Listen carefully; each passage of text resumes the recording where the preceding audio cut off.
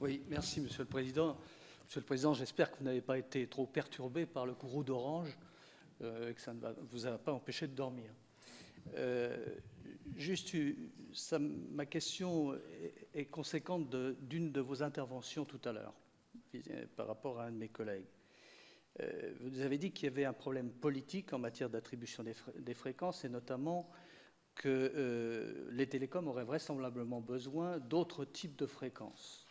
Vous avez dit aussi que sur la 5G, et c'est un petit peu contradictoire avec ce que vous venez de dire maintenant, avec les très hautes fréquences, on va aller beaucoup moins loin.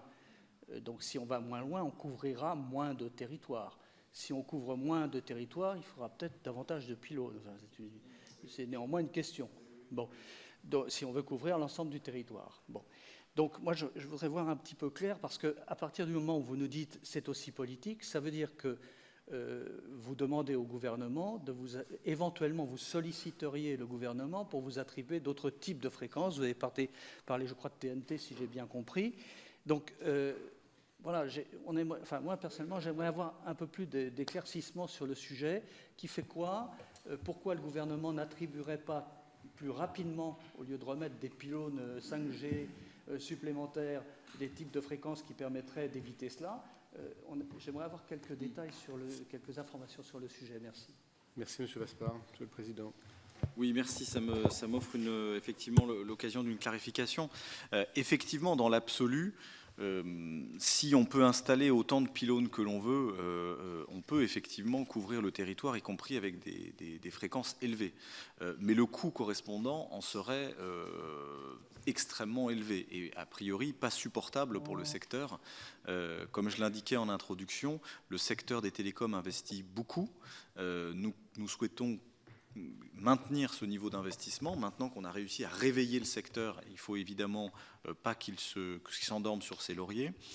Pour autant, ce niveau d'investissement très élevé ne permet pas de démultiplier à l'infini le nombre de sites qui pourraient être implantés, puisque ce qui coûte le plus cher dans le déploiement d'un réseau mobile, c'est de faire un nouveau site.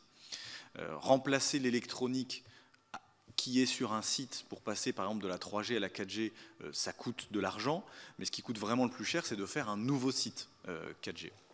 Et donc, effectivement, dans la bascule de la 4G à la 5G, l'essentiel de l'opération va consister à remplacer les équipements sur les sites existants.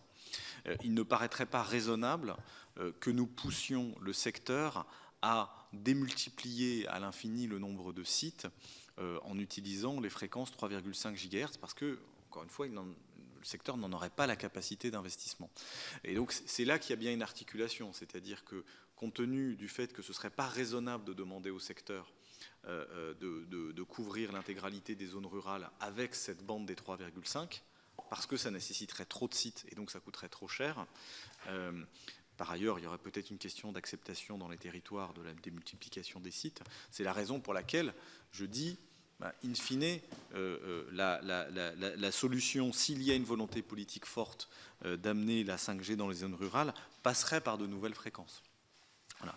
Alors, il ne m'appartient pas de me substituer aux politiques, c'est vraiment le choix du politique, parce que malheureusement, les fréquences sont rares.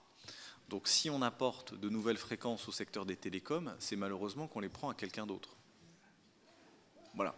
Et parmi les options qui existent, mais encore une fois, moi je ne veux pas inciter le politique à quoi que ce soit, je fais état des différentes options, eh bien il y a une question sur l'avenir de la TNT, puisque vous savez que les réseaux à très haut débit permettent d'amener la télévision.